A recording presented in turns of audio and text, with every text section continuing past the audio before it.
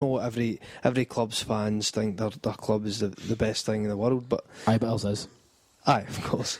But I think the Newcastle fans in particular think that they are a top 5 club that should be up there, but can't and haven't for a long time. And I think whoever goes to that job, that's where the fans think the team should be progressing to. So I think it's a lot of expectation, a lot of weight. Whether Neil Lennon would be the type of manager that would excite the fans or would be suited to it, I'm not so sure. I think Neil Lennon will probably end up with a Leicester job. I think Norwich is the job he'll get, or Cardiff. Chris, thoughts on that? On Lennon for Newcastle? Do you know what? See, in terms of the fact how he managed Celtic, and one of the reasons he left was he said he wasn't getting enough money. He's obviously going to get a bit more cash to spend in the EPL. I actually don't know how he would do, but I'd like to see him get. I think that'd be a good job to see how he would do, to see how good a manager he is, because... Do you think he'd get the money at Newcastle now, though? When I say money, I mean more money than... I mean, he'd be able to go out and sign a £7-8 million player, no problem, whereas he can't do that. He couldn't do that with us. But you're against a higher standard of opposition. Well, so I know that. I know it's all relative, but I don't know how Lennon will do. You really don't, because if what he's saying is true, that his hands were tied financially, that might be the case. He couldn't do what he could do. I think that would be a good job for him to see, and then we could judge whether it is. I mean, as you were talking about the expectations of our fans, they think that they're a top 5 club. I mean, there would be a top 5 club and fat fans getting their man boobs out in December. That's pretty much about it. But I think he would have to sink or swim because of the expectations of the fans. So give him it. Let's see how he does. Christian, just from an outsider's perspective, Lennon at Newcastle, how do you think he would do? I just find it really hard to know if Neil Lennon is a good football manager or no. And I think that what you get with players like him, that is they take over the first big position, or even their first position is with the club they came from, and the last club as a player. And it was just a big club like Celtic, where you expect to win the league anyway. Now his Champions League went from glorious to catastrophic. So I think Neil Lennon one is a really tough one to call unless you actually know a bit behind the scenes, how he works on the training ground and what he could do with a wage budget.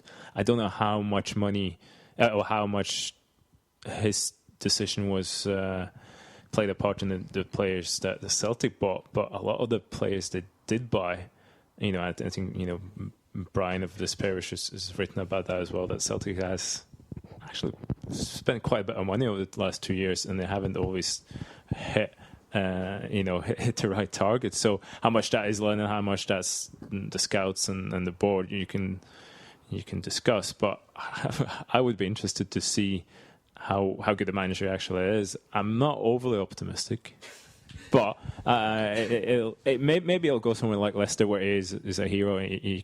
That'll be easy for him. But going somewhere like Newcastle, which is, for all the fun we make of them, a really big club.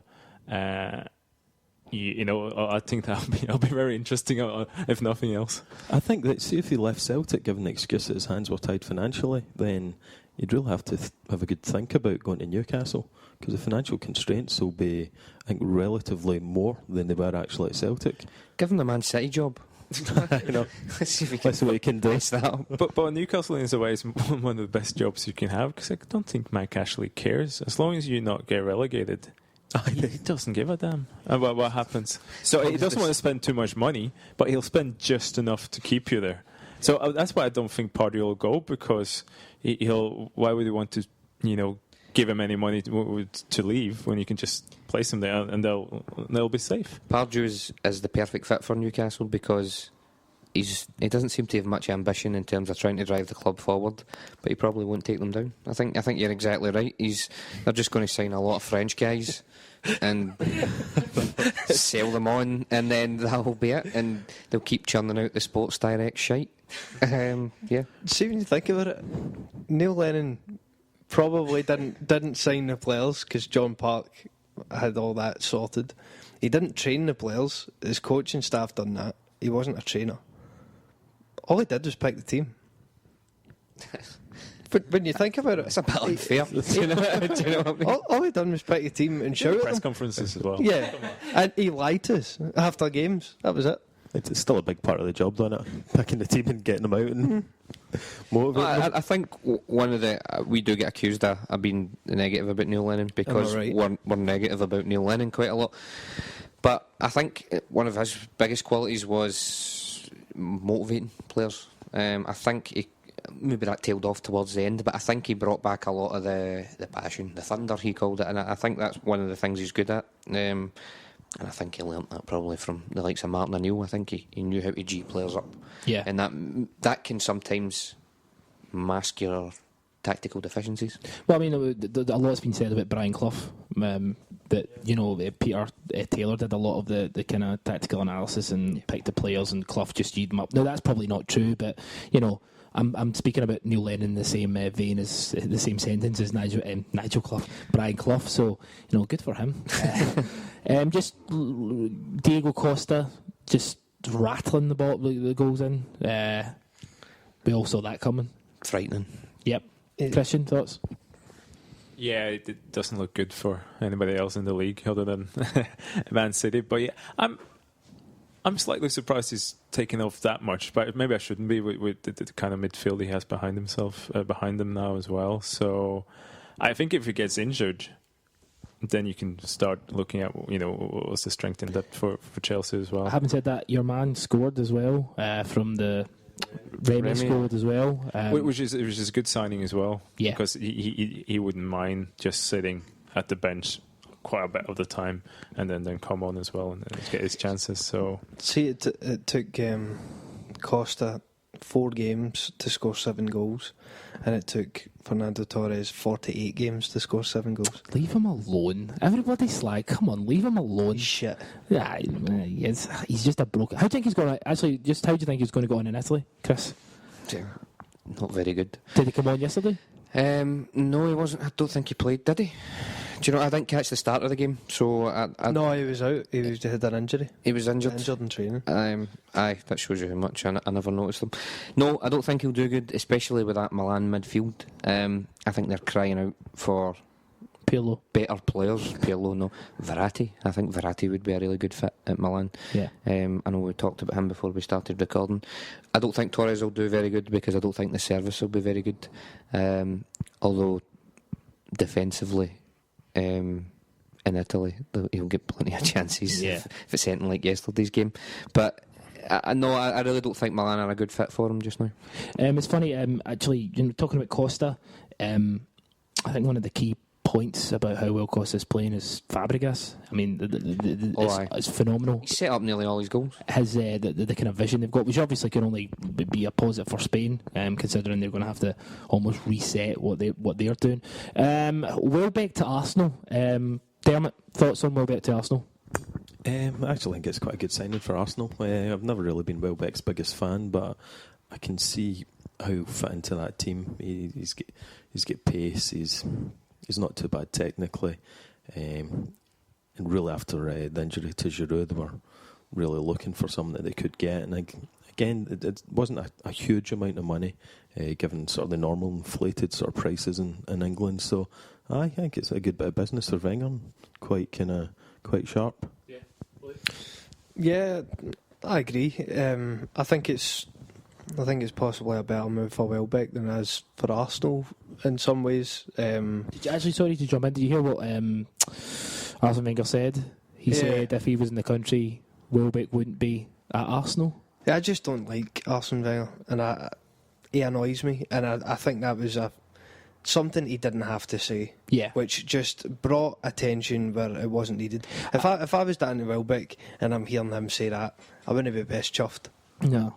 I think it was quite a kind of odd comment, because you're not going to do anything but unsettle the player with a statement like that. He played well. He played well. He had a couple of good opportunities against Man City, and he was unlucky. He hit the post. Dermot's boy Wilshere played a good game. Did anyone see the highlights of the Man City game, Arsenal? No.